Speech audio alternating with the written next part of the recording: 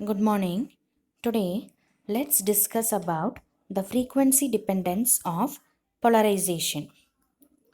So, in electronic polarization, when electric field is applied, this polarization takes place very rapidly, that is, very fast, and will complete at the instant of applied field. Electrons are very light elementary particles than ions. It takes place in the optical range of 10 to the power 15 Hz, and this kind of polarization occurs during every cycle of applied voltage.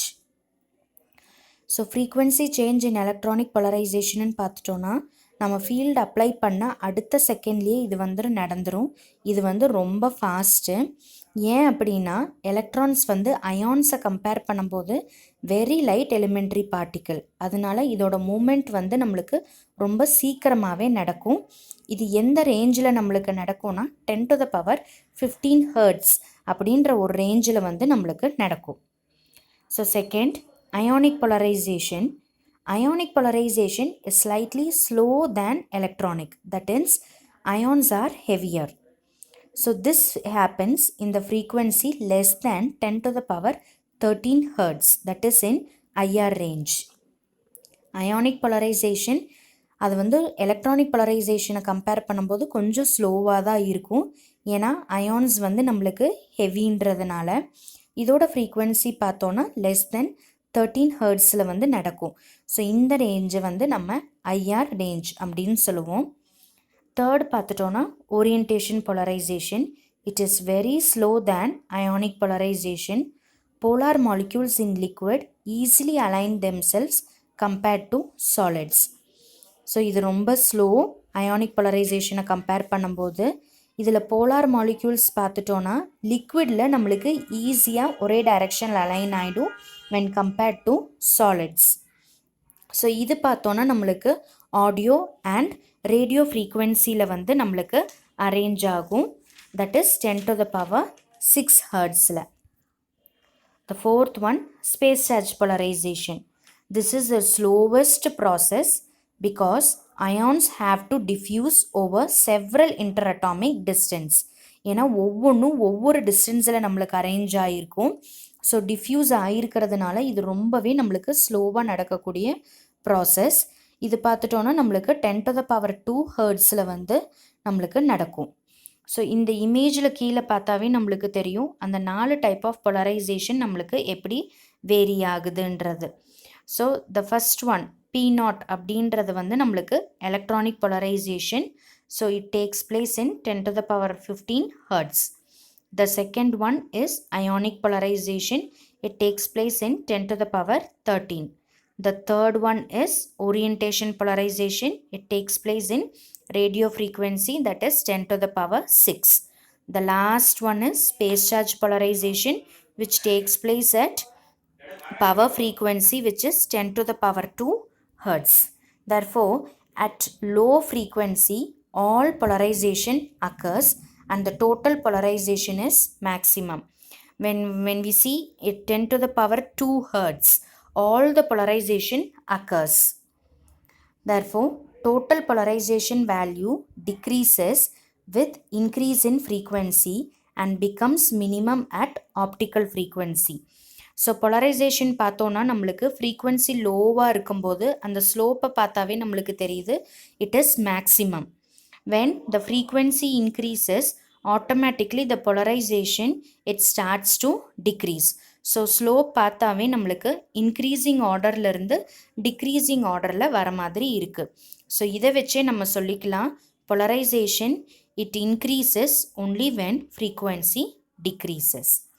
So this is an important 2 marks question. Next, let's discuss about dielectric breakdown. So what is breakdown is when a dielectric material is placed in electric field and if it exceeds a critical field, it loses its insulating property and becomes a conducting material. That is, large amount of current flows through it. I repeat, ஒரு dielectric மெட்டீரியலுக்கு நம்ம electric field apply பண்ண என்ன ஆகும்னா கொஞ்சம் கொஞ்சமாக அதோட insulating property, current flow ஆகாத ப்ராப்பர்ட்டியிலிருந்து நம்மளுக்கு கண்டக்டிங்காக அது மாற ஆரம்பிக்கும். ஸோ ஆட்டோமேட்டிக்காக அது கண்டக்டிங்காக மாறிடுச்சுன்னா லார்ஜ் அமௌண்ட் ஆஃப் கரண்ட் வந்து அதில் நம்மளுக்கு ஃப்ளோ ஆகும். ஸோ எந்த பர்டிகுலர் வேல்யூவில் நம்மளுக்கு அந்த சேஞ்ச் நடக்குது, இன்சுலேட்டராக இருக்கிறது கண்டக்டராக மாறுது அப்படின்றத தான் நம்ம என்னான்னு சொல்லுவோம்னா பிரேக் டவுன் அப்படின்னு சொல்லுவோம். ஸோ இது டயலக்ட்ரிக் மெட்டீரியலில் நடக்கிறதுனால நம்ம டயலக்ட்ரிக் பிரேக் டவுன்னு நம்ம சொல்கிறோம். ஸோ ஜென்ரலாகவே we all know breakdown is nothing but it creates a sudden change. So the same way the change of a insulator into a conductor in a dielectric is called dielectric breakdown. So the current strength at which this breakdown occurs is called dielectric strength. So எந்த ஒரு particular current வேல்யூவில் அது கண்டக்டராக மாறுது அப்படின்றதுக்கு பேர் தான் வந்து dielectric strength. So dielectric ஸ்ட்ரென்த்தை நம்ம எப்படி டிஃபைன் பண்ணலான்னா dielectric break down by thickness of dielectric. So thickness வேரியாக அதுக்கு தேவைப்படுற கரண்ட் வேல்யூ நம்மளுக்கு என்ன ஆகும்னா சேஞ்ச் ஆகும். There are 5 different types of breakdown: intrinsic breakdown, thermal breakdown, electrochemical breakdown, defect breakdown, and discharge breakdown. Now let's see in detail about the different types of breakdown. First one, intrinsic breakdown. When a dielectric material is subjected to electric field, the electrons in the valence band acquire sufficient energy and move to conduction band by crossing the energy gap, and therefore large current flows through it. So impurities in the dielectric material creates additional energy levels for the electrons to move from valence band to conduction band. So நம்ம electric field கொடுக்க என்ன ஆகும்னா valence பேண்டில் covalent பாண்டிங்கில் strong பாண்டிங்கில் பேராக இருக்கிற electrons எல்லாமே அதோட பாண்டிங்கை break பண்ணும். So once it becomes a free electron, it automatically crosses the energy gap and it moves to the conduction band. So when it goes to the conduction band, it is capable of conducting field. So automatically electric charges start to flow. This is intrinsic breakdown. So if we see its characteristics, it occurs at low temperature, it requires large electric field, and this takes place only in thin sample, and it does not depend on the shape and size, and it occurs within a millisecond. I repeat, intrinsic break டவுனுன்றது நம்மளுக்கு ஒரு செமிகண்டக்டரில் எப்படி வந்து நம்மளுக்கு current flow create ஆகுதோ அதே மாதிரி தான் இங்கேயும் நம்மளுக்கு க்ரியேட் ஆகும். நம்ம கரண்ட்டு கொடுக்க என்ன ஆகும்னா கோவலண்ட் பாண்டிங்கில் பேராக இருக்கிற எலக்ட்ரான்ஸ் எல்லாமே அதோட பேரை பிரேக் பண்ணி வேலன்ஸ் பேண்ட்லேருந்து கண்டக்ஷன் பேண்டுக்கு மூவ் ஆகிடும் எனர்ஜி கேப்பை க்ராஸ் பண்ணி. ஸோ இதனால நம்மளுக்கு லார்ஜ் கரண்ட் வந்து ஃப்ளோ ஆகுது. அதே மாதிரி இதில் இம்ப்யூரிட்டிஸ் இருந்ததுன்னா அந்த இம்ப்யூரிட்டிஸ் எல்லாமே நம்மளுக்கு அடிஷ்னல் எனர்ஜி லெவல்ஸை வந்து க்ரியேட் பண்ணி கொடுக்கும் எனர்ஜி கேப்பில். ஸோ ஈஸியாக அந்த எலக்ட்ரான்ஸ் வந்து அந்த கேப்பை வந்து ஓவர் கம் பண்ணி போய்க்கும். ஸோ இது வந்து லோ டெம்பரேச்சரில் நம்மளுக்கு நடக்கும். அதே மாதிரி இதுக்கு லார்ஜ் எலக்ட்ரிக் ஃபீல்டு தேவைப்படும். ஏன்னா அந்த எலக்ட்ரான்ஸ் எல்லாமே அதோட கோவலண்ட் பாண்டிங்கை பிரேக் பண்ணணும். இது தின் சாம்பிள்லேயே நம்மளுக்கு நடக்கும். ஷேப் அண்ட் சைஸில் இது டிபெண்ட் ஆகாது. இது நம்மளுக்கு மில்லி செகண்ட்லேயே நம்மளுக்கு நடந்துடும். Second one, thermal breakdown. Thermalனாவே it is known that it is heat. So when a dielectric material is subjected to electric field, heat is generated and dissipated. In some cases, the generated heat is greater than the heat dissipated. Therefore, this increase in temperature and the heat produced, it creates a breakdown in a dielectric. ஒரு dielectric மெட்டீரியலுக்கு கண்டினியூஸாக electric field கொடுக்க என்ன ஆகும்னா heat generate ஆகும். Best example, நம்ம செல்ஃபோனை நம்ம கண்டினியூஸாக சார்ஜ் பண்ணோன்னா அது உள்ளே என்னதான் சார்ஜ் ஆகிட்டே இருந்தாலும் கொஞ்சம் அமௌண்ட் ஆஃப் ஹீட் வந்து நம்மளுக்கு ஹீட்டாக வெளியே டிசிபேட் ஆகும். ஸோ அந்த மாதிரி தான் நம்மளுக்கு இங்கேயும் ஹீட் வந்து ஜென்ரேட் ஆகுது. இந்த ஜென்ரேட் ஆகிற ஹீட்டில் உள்ளுக்குள்ளார வாங்கிக்கிற சார்ஜ் வந்து நம்மளுக்கு அதிகமாக இருக்கும்போது வெளியில் வர சார்ஜை விட ஆட்டோமேட்டிக்காக அந்த மெட்டீரியலில் வந்து நம்மளுக்கு பிரேக் டவுன் வந்து க்ரியேட் ஆகுது. ஸோ டெம்பரேச்சர் இன்க்ரீஸ் பண்ண ஹீட் ப்ரொடியூஸ் ஆகுது. அந்த ஹீட்னால நம்மளுக்கு பிரேக் டவுன் வந்து க்ரியேட் ஆகுது. So this takes place at high temperature and it requires only moderate, a medium amount of electric field is required.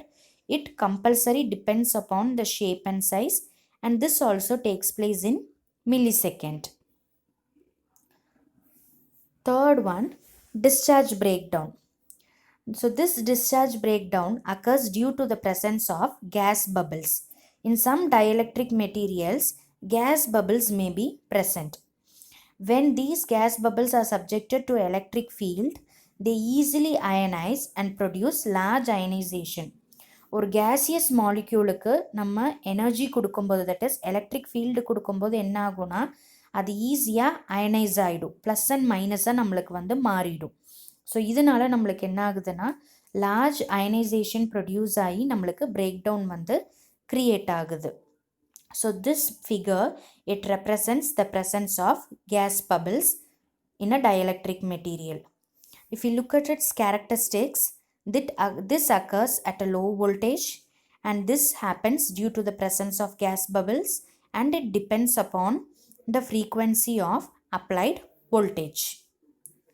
The fourth one, electrochemical, or we can also say it as chemical breakdown. So, when temperature increases, the mobility increases and hence electrochemical reaction takes place. Temperature increase பண்ண என்ன ஆகும்னா அந்த இதில் இருக்கிற atoms எல்லாமே நம்மளுக்கு move ஆக ஆரம்பிக்கும்.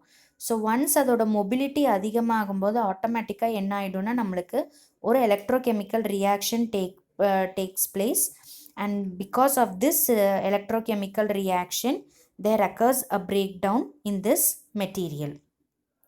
So this happens at low temperature, and it mainly depends upon the concentration of ions and the magnitude of leakage current. The last one is defect breakdown. This happens when there is a manufacturing defect, a natural defect in a dielectric material such as cracks, pores, holes, etc. நம்ம manufacture பண்ணும்போதே அந்த dielectric மெட்டீரியலில் ஏதாவது ஒரு குறை defect இருந்ததுன்னா, take for example ஒரு crack மாதிரியோ, வெடிப்பு மாதிரியோ, போர் மாதிரியோ, நம்மளுக்கு ஏதாவது ஒரு அடிஷ்னல் ஒரு பரு மாதிரியோ, இல்லாட்டி ஒரு ஹோல், ஒரு வேக்கண்ட் ஹோல் மாதிரி இருந்ததுன்னா அது மூலமாக நம்ம எலக்ட்ரிக் ஃபீல்டு பாஸ் பண்ணும்போது, அந்த வேக்கண்ட் பொசிஷனுக்கு பாஸ் பண்ணும்போது நம்மளுக்கு பிரேக் டவுன் வந்து அக்கர் ஆகும். So this leads to defect breakdown. I repeat, breakdown, it is nothing but the sudden change of a dielectric from insulating material to conducting material. கரண்ட்டே pass ஆகாத ஒரு மெட்டீரியலில் current flow சடன்னாக create ஆகுதுன்னா அது எந்த particular current வேல்யூவில் நடக்குது, அந்த மாற்றத்துக்கு பேர் தான் நம்ம என்னன்னு சொல்கிறோன்னா டயலெக்ட்ரிக் பிரேக் டவுனுன்றோம். ஸோ 5 விதமான பிரேக் டவுன் இருக்குது. Intrinsic breakdown, thermal breakdown, chemical or electrochemical, discharge and defect. இந்த ஒவ்வொன்றுக்கும் ஒவ்வொரு மாதிரி கேரக்டரிஸ்டிக்ஸ் நடக்கும். இந்த 5லையுமே என்னன்னு பார்த்துட்டோன்னா same concept and single concept, that is the sudden flow of current in that dielectric. So that is called dielectric breakdown. Next, let's see about ferroelectricity. Ferroelectricity is nothing but it is the same as hysteresis. We all know hysteresis, it represents the variation of the magnetic field with magnetization. In the same way, here we see a ferroelectric material, how it undergoes polarization changes when electric field is being applied.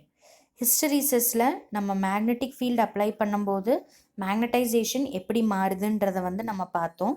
அதே மாதிரி தான் இங்கேயும் நம்ம electric field apply பண்ண polarisation வந்து நம்மளுக்கு எப்படி மாறுது ஒரு ஃபெரோ எலக்ட்ரிக் மெட்டீரியலில் அப்படின்றத தான் நம்ம ஃபெரோ எலக்ட்ரிசிட்டி அப்படின்னு வந்து நம்ம பார்க்குறோம். ஸோ இதில் வந்து பார்த்தோன்னா ஃபெரோன்னாவே நம்மளுக்கு தெரியும், it shows spontaneous polarisation and they exhibit dielectric hysteresis. Hysteresis means lagging behind. Here polarization lags behind applied electric field. ஹிஸ்டரீசஸ்னாவே பின்தங்கி இருக்கிறது. பொலரைசேஷன் நம்ம ஃபீல்டு அப்ளை பண்ண எப்படி பின்தங்கி இருக்குது அப்படின்றது தான் நம்ம ஒரு கிராஃபிக்கல் ரெப்ரசன்டேஷனாக நம்ம இங்கே பார்க்க போகிறோம். So examples of some ferroelectricity is barium titanate, potassium dihydrogen phosphate, lithium niobate and etc. So this loop shows the hysteresis of ferroelectricity. So without the electric field there is no polarization. That point is represented by O. So when we apply electric field, the polarization it starts to rise. So we apply when an electric field is being applied, it reaches till the point A, that is till the point OA. Even after increasing the electric field, there is no change in its polarization. So that represents the constant value of polarization. So OA is constant polarization. So when we remove the electric field, the polarization does not drop to zero. That is, the electric field it never becomes nil. Automatically it reaches to the point B. So this point OB is called residual polarization. So finally, on applying the applied electric field in the reverse direction, in order to remove the polarization completely, so it starts to drop and reaches the point C.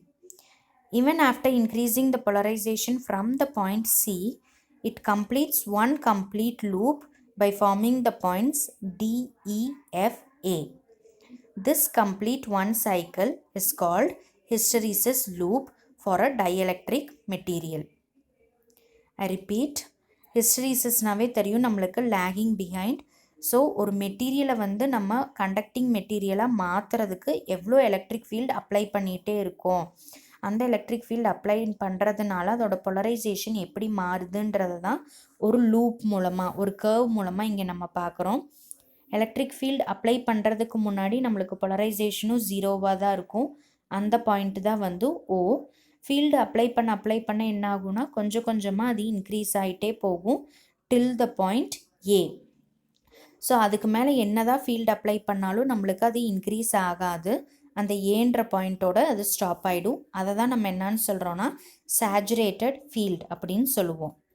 So once the electric field is remove, கொடுத்த ஃபீல்டை நான் remove பண்ணிட்டேனாலும் அதோட total polarisation zero ஆகாமல் எனக்கு ஒரு minimum amount of charge அதில் maintain ஆகிட்டே இருக்கும். அந்த பாயிண்ட்டு தான் வந்து B.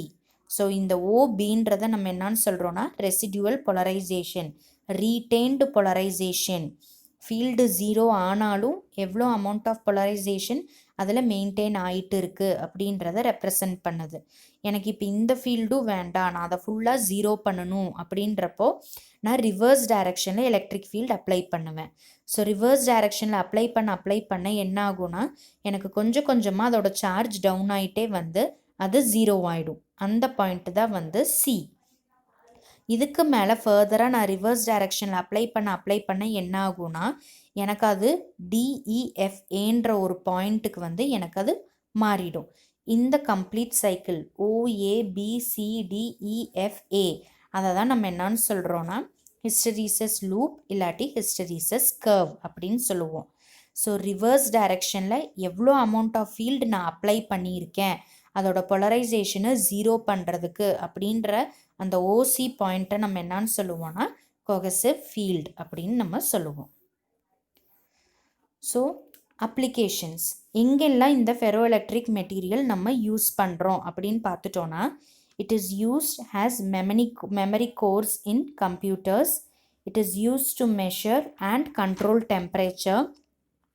It is used for optical modulation and it is used to make very good infrared detectors, and it also used as ceramics in capacitors to store electrical energy, and it is used like microphones, strain gauges, phonograph pickups and sonar devices. In all these devices it is being used as a salt. Hope you all will be clear with these three topics. Thank you. Have a nice day.